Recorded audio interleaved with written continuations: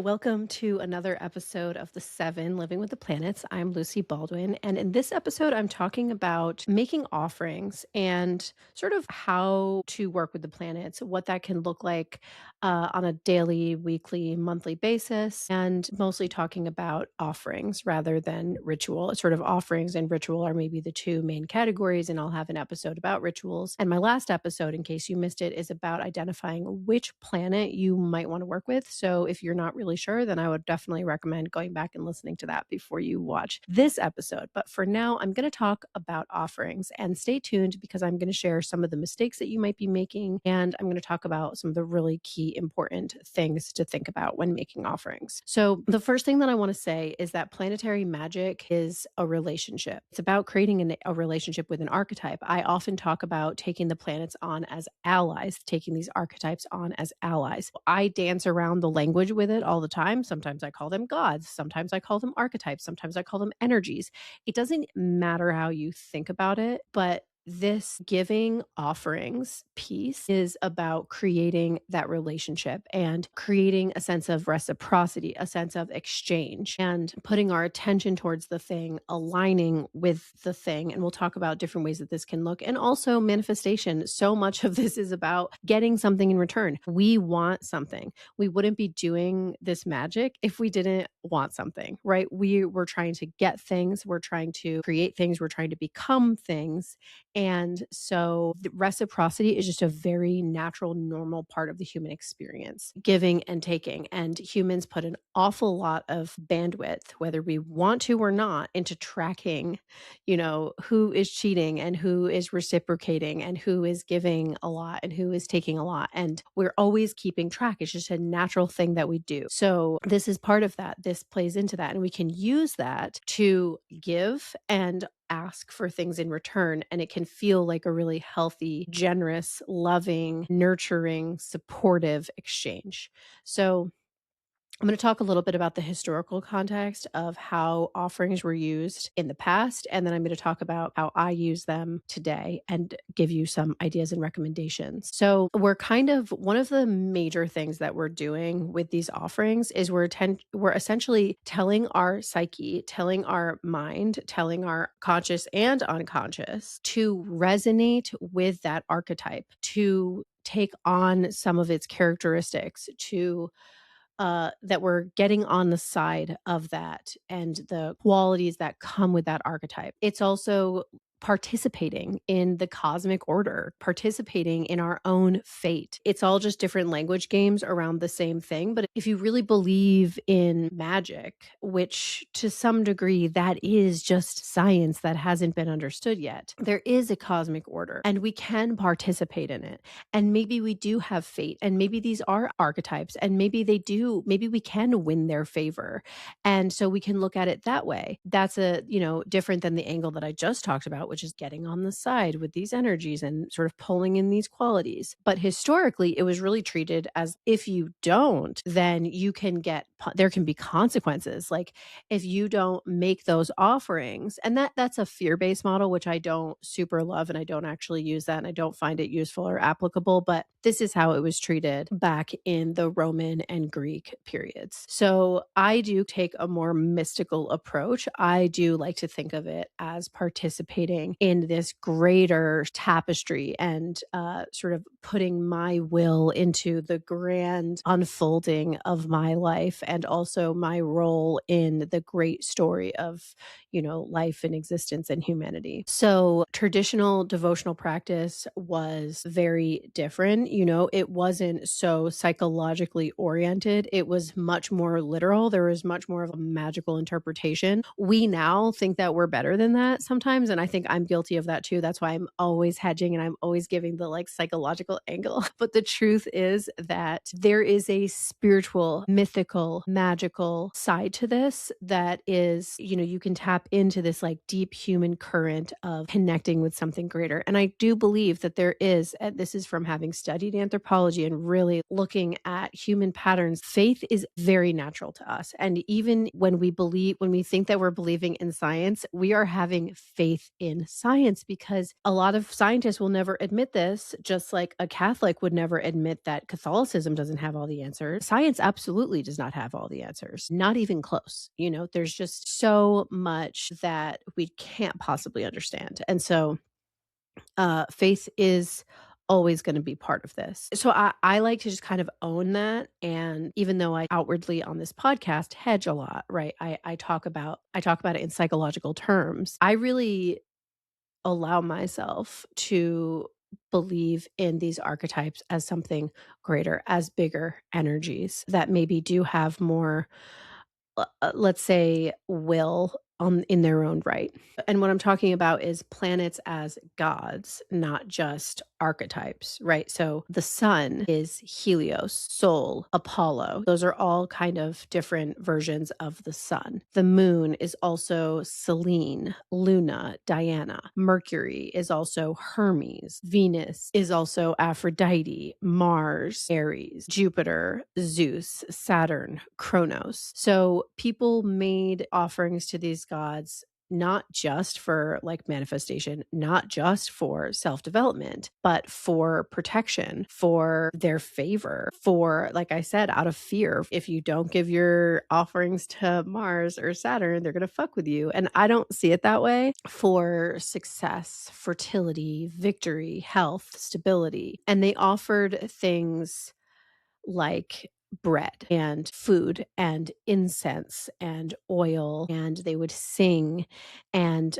statues, of course, and shrines, and also animals. Sometimes they would offer animals. But we, of course, are not offering anything that is unethical to offer. That should go without saying, but I just want to put it out there. I don't recommend offering animals. We're not doing anything like that. And there is no benefit as far as the magic that I do and the magic that I'm teaching. We're not harming people. That is not an offering. There's none of that going on here. I just want to be really crystal clear about that. And yeah, so yeah, they were treated as intelligences that could basically help or harm you. And so you wanted to win their favor. They also had daily household gods, and they worked with the planets on a daily basis, and they lived with the planets. They really had a big role in their sort of everyday life, and they had altars to these planets, and that was normal. It wasn't considered unusual. Nowadays, we consider that weird or it's witchy, and that's fine. That's great. Call me what you want to call me. um, so the 7-day week itself is structured around the planets. Obviously, we start with Sunday, that's the sun. Monday, moon day, the moon. Tuesday is associated with Mars. Wednesday is associated with Mercury. Thursday, that's Jupiter. Friday is Venus, and Saturday is Saturn, you guessed it. And so the week was structured as this devotional cycle. And they lived this planetary calendar. So planetary magic wasn't about getting whatever you want. It was about learning how to live in right relationship with the forces that are sort of already acting on you all the time. And of course, this is how I use it too.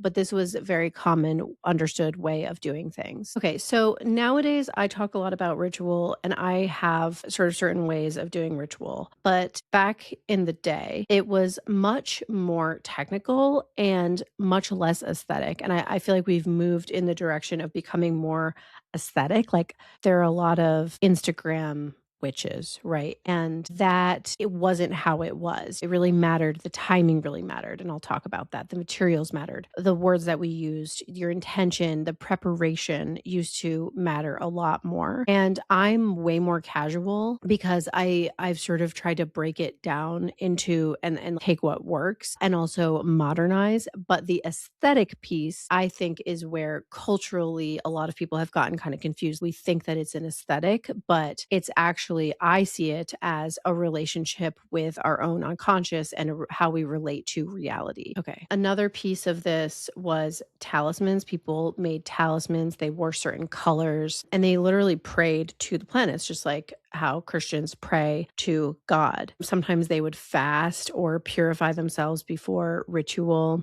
And so clothing, environment, music, all of this was very involved. So I'm talking about the Renaissance period. So it was kind of lifestyle. And there was the household and then there was the temple, and they were two separate things, but you were always doing it. So you were involved with it at home, and then you would go to the temple for these sort of sacrifices and formal rituals, and there would be priests. And in the household, it would be like daily offerings, prayers, small shrines. The timing was an important piece of it.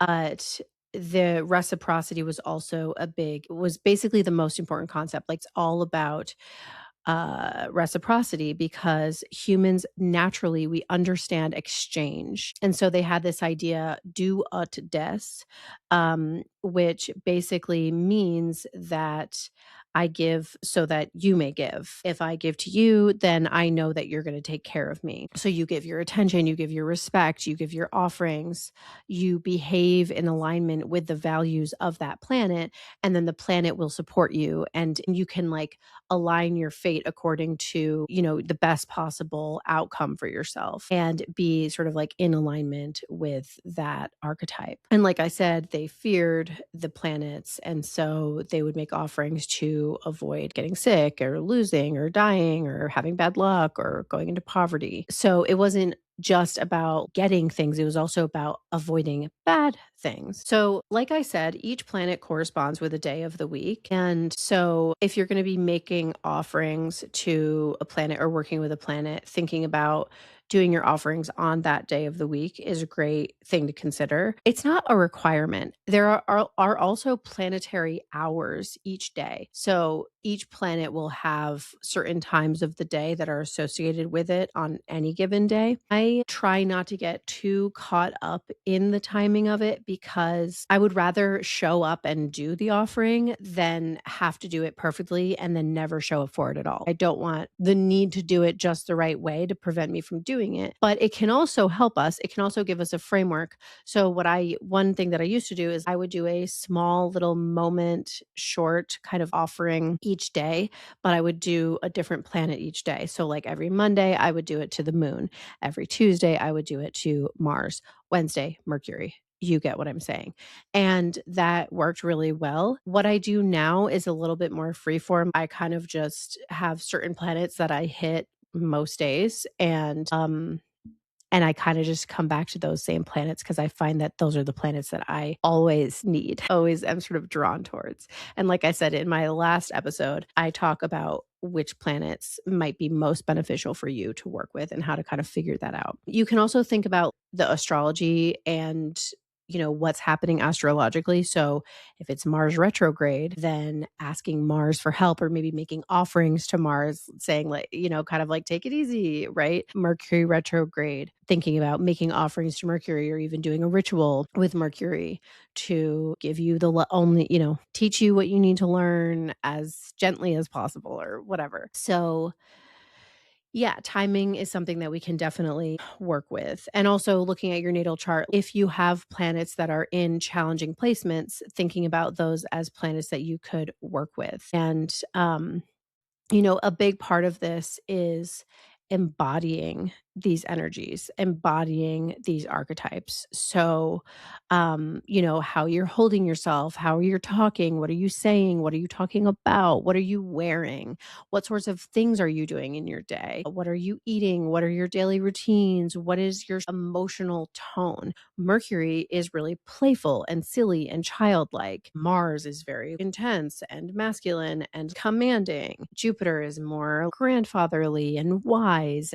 Um, How are you making decisions? So, for example, Saturn is having structure, having sort of boundaries around things, saying no to things, not eating the dessert, thinking strategically, paying attention to your body, being really in your physical reality, noticing your surroundings, taking care of your surroundings. Venus is beauty, making things beautiful, making yourself beautiful, seeking pleasure, harmony, music, adorning yourself, making things smell nice, flowers. Mars is like doing stuff, confronting your problems, seeking to reconcile, heat, effort, going to the gym, exercising, making yourself sweat, waking up early in the morning, not overly adorning yourself, right? This is more austere. Jupiter is being really generous, like giving generously, expanding, having faith, having like leadership, sort of taking charge, having wisdom, trusting yourself, having that sort of sense of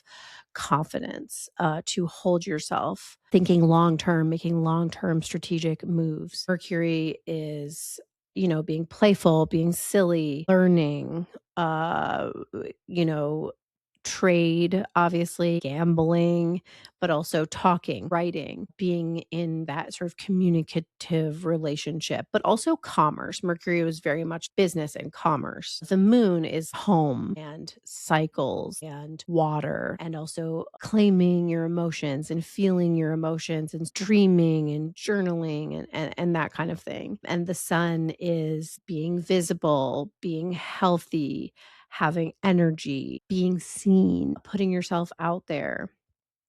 And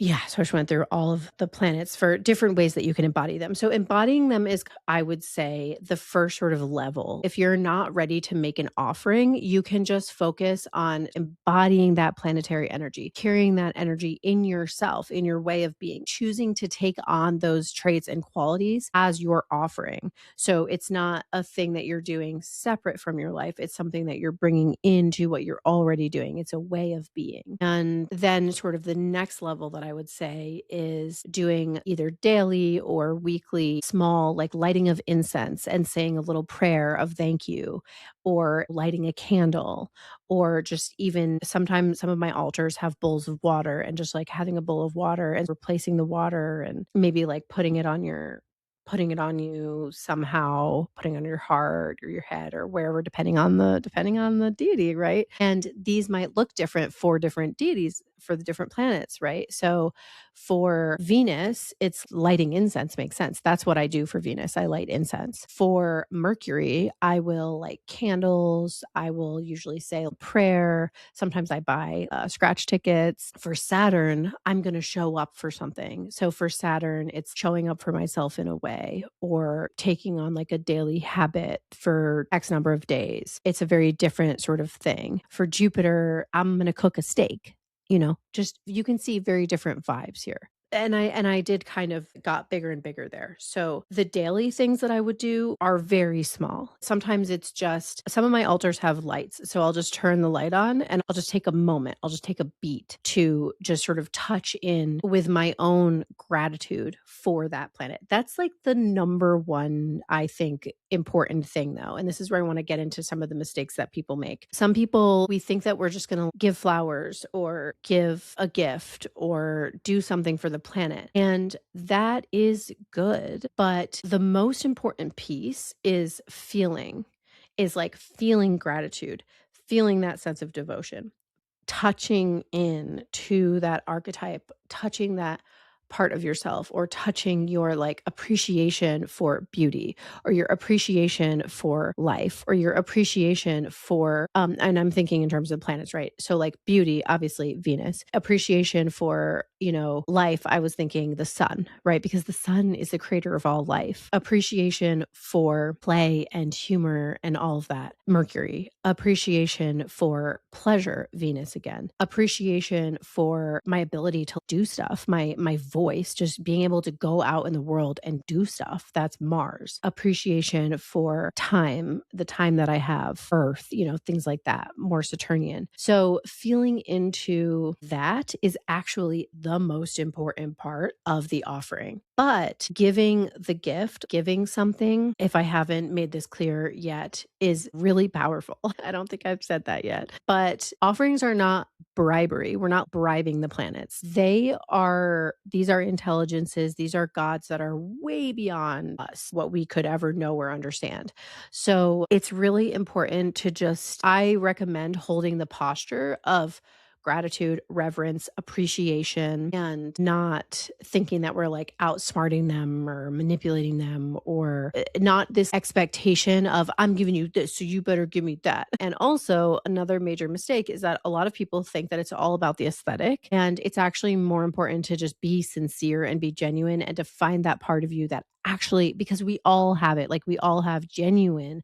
And if you can't get in touch with it, if you can't get in touch with your genuine gratitude for existence or beauty or whatever, then I would just be really authentically vulnerable with that deity and just be like, please help me. Please help me find beauty. Please help me find love. Please help me feel the appreciation that I know that I feel. That's a perfectly good approach because, again, it's sincere. So you're giving an offering and maybe you can't get in touch with that gratitude. I know plenty of people, it's hard. It's actually something that I take for granted because it's a muscle and a skill that I have built over many, many years of doing this work. So just giving this sincere offering of where you're at right now, but acknowledging it and taking that beat to like really feel into it. 'Cause we are so used to just kind of like skating through things, and our attention and our concerted sort of like focus is a huge deal. And it's harder than you think to like show up in that attitude, in that stance regularly. Also, a mistake that people make is they think that you should only work with one planet. I don't think that that's true at all. And a lot of people think that they don't need to work with Saturn. And I think that a lot of people do need to work with Saturn. So that's my one more thing. And so I think that I want to go back to the sort of levels of practice. So I was saying that the first level is sort of embodying the planet. Right? Sort of trying to take on its characteristics. The second level is these small offerings. And this could and I would recommend starting small. I just want to quickly say, you don't have to have an altar to make offerings to any given planet. I have a lot of altars, and it's a cool life hack where in my house, most of my surfaces are offerings, and my kids know, or sorry, are altars, and my kids know that those are sacred spaces. And so they don't clutter my surfaces with crap. It's amazing. And they help me dust and they like it. And they're only allowed to touch the altars if they're dusting. So it's amazing.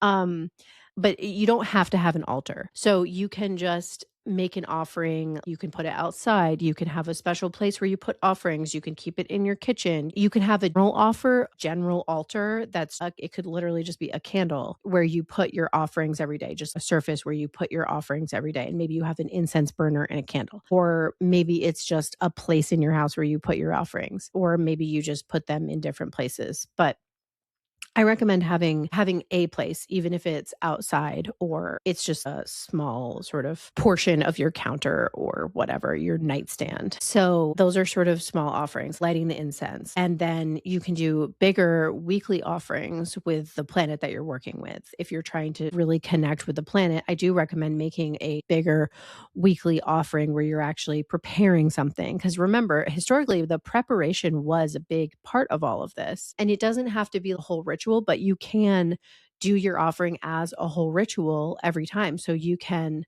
or once a week, where you read poetry and light incense and dress for the occasion and then make your offering and just sort of give gratitude. You can also use those times to ask for things that you're hoping to get, trying to get what you want. And then after that, that's when we get sort of into doing regular rituals and doing sort of bigger work with these planets over longer periods of time. One thing I do want to just mention one more time is we're going for sincerity and not aesthetic. I know I already said that, but I just think that that's kind of the big take home here, especially with offerings, is it's really about feeling into it. And of course, aesthetics can be a piece of this, especially with Venus. It makes sense to be more aesthetically focused with Venus specifically. And so thinking about what is the planet that you're trying to work with and what is going to make sense as an offering to that planet. Okay, that is all I have for this episode. Thank you so much for watching, and I will see you in the next episode. Oh, and by the way, if you want to get free rituals with my online community, then join my online community Inner Circle at the link in the bio. We also do really cool connection games. So I will see you there.